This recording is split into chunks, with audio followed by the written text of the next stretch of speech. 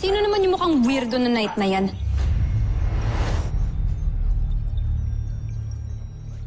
Ako si General Ozlak ng Busan.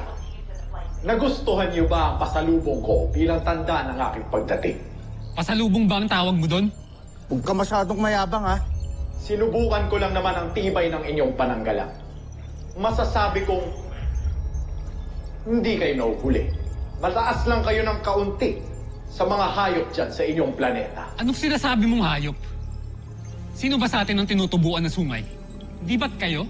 Natutuwa ako sa tapang ninyo, pero walang silbi sa akin yan. Gusto ko lang ipaalam sa inyo na ako ang wawasa kay Voltes 5. At mapapasailalim ang mundo ninyo sa Busan. Tandaan ninyo ang mga binitawan kong salita. Hoy, Blue Kalabaw, bumalik ka rito!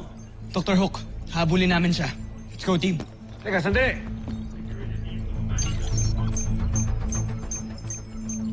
Tingnan niyo yung nangyayari.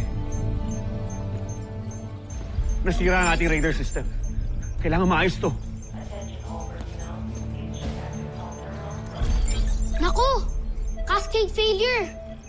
Paano na yan? Baka mamaya sumugod na ang mga kalaban. Tapos hindi natin sila madedetect.